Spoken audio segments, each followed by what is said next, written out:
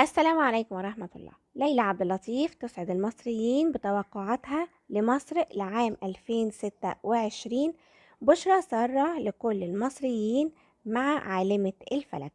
أهلا ومرحبا بكم معنا من جديد في حلقة توقعات جديدة ومثيرة ومليئة بالأحداث المتوقعة تنبأت بها سيدة التوقعات ليلى عبد اللطيف لجميع الدول العربية والأجنبية للعام الجديد 2026.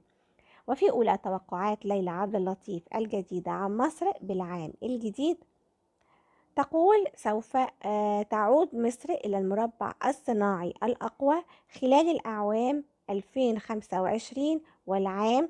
ستصبح مصر في 2026 من أكبر الدول الصناعية في الشرق الأوسط، وخاصة في صناعة الملابس الجاهزة والجلود، بالإضافة إلى صناعات عالية للأجهزة الكهربائية.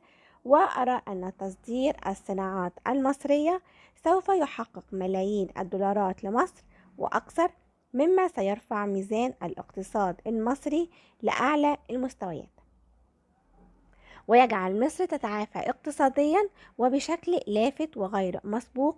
وأيضا من ضمن توقعات سلسلة ليلى عبد اللطيف الجديدة للعام 2026 ستكون مصر أمام مواجهة أكبر امتحان سياسي ووطني في تاريخ مصر، ولكن عندما سنسمع مواقف وقرارات الرئيس المصري سوف يكتشف الجميع مدى قوة وقدرة مصر على التصدي لحماية أراضيها وسيادتها، مهما كانت الأزمات الطارئة ومهما كانت التضحيات والظروف والصعوبات، وذلك دفاعا عن السيادة المصرية الكاملة بجيشها وأمنها وشعبها وقيادتها تحت عنوان مصر والتغيير نحو الأفضل.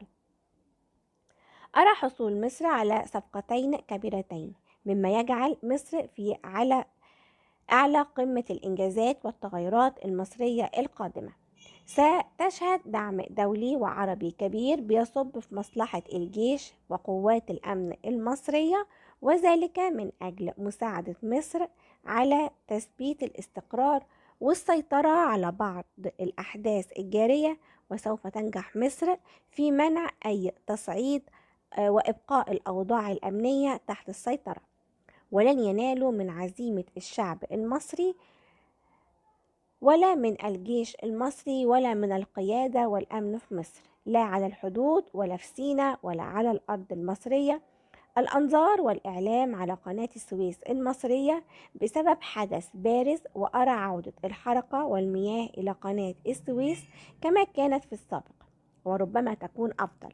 وأرى أن عجلة الاقتصاد المصري سوف تعود إلى الدوران وبقوة خلال المرحلة المقبلة.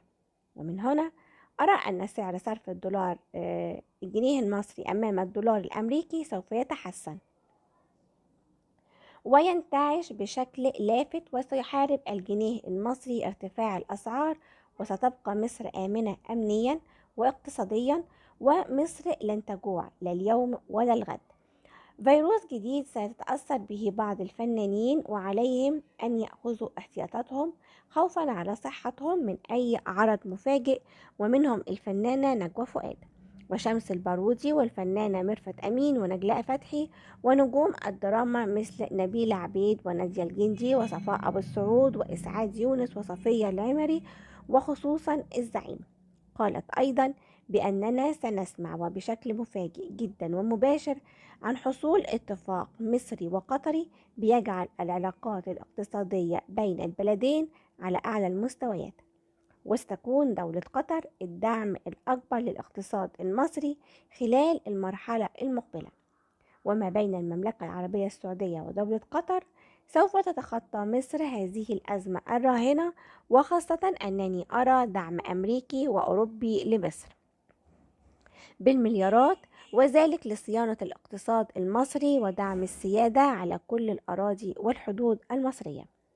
وأيضا من ضمن تنبؤاتها قالت: سوف تنتشر رائحة الفضائح والرشاوي في أحد الدوائر الحكومية المصرية، وسنرى النيابة العامة المصرية تتحرك بسرعة وبقرار مباشر من الرئيس، وسنرى أكثر من مسؤول أو موظف في هذه الدائرة أمام قوس العدالة أو خلف القضبان. وذلك قريبا جدا. قضية جوازات سفر مزورة سنراها في قبضة الأمن العام المصري، وسوف يتم القبض على عدد من الأشخاص الذين يحملون هذه الجوازات والجوازات المزورة من عدة جنسيات عربية وأجنبية. والعين الساهرة المصرية ستبقى بالمرصاد لحماية الشعب والبلاد. الخطوط الجوية المصرية سوف تحصل على صفقة طائرات مدنية حديثة يرافقها حصول تصوير بارز ومهم في مطار القاهرة للطيران الداخلي. الموت للأسف يغيب شخصيات سياسية مصرية سابقة، ومنها شخصيات خدمت الساحة المصرية بشكل فعال وبارز. الحزن يعوع الساحة المصرية بسبب رحيل شخصية فنية بارزة دخلت كل القلوب واحتلت كل الشاشات. وقالت أيضا من ضمن تنبؤاتها عن مصر ما بين شهر 10 و11 و12: انتظروا المفاجأة المصرية، ولكل المصريين بخبر إيجابي، كنوز وثروات تاريخية وأثرية قيمة من المعادن والذهب سيتم اكتشافها ما بين مدينة أسوان والأقصر والمنيا وأسيوط. وستكون مدينة القاهرة في قلب هذا الحدث وفي قلب هذا الاكتشاف الكبير. كما سيتم اكتشاف منابع وأبوار جديدة للبترول في مصر بكميات هائلة وغير مسبوقة، وفي أكثر من 3 أماكن متفرقة في مصر، مما سيساعد في انتعاش الاقتصاد المصري وبشكل يفوق كل التوقعات. وقالت ليلى عبد اللطيف: أرى فريق الأهلي المصري سوف يكتسح الدوري المصري بكامل قوته، وقد تشكل أكبر المفاجآت مع فريق عربي آخر، وكل الأنظار تتجه إلى الفريق المصري خلال المرحلة المقبلة.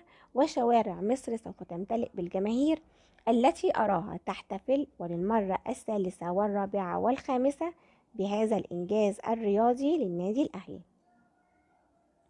وهذا الإنجاز سيكون بارز وكبير خارج مصر. سنرى حشود وجماهير لبنانية ومصرية أمام أبواب السفارة المصرية بلبنان، وذلك احتفالا بحدث رياضي بارز وكبير للأهلي. أرى أن الرياح سوف ترف السماء المصرية. وقالت ليلى عبد اللطيف بأن مصر سوف تبقى آمنة سالمة بإذن الله من كل الحروب والأعداء، وذلك بسبب وعي القيادة المصرية وقوة الجيش المصري ووفاء هذا الشعب الكريم وتضحياته الكبيرة على مر السنين.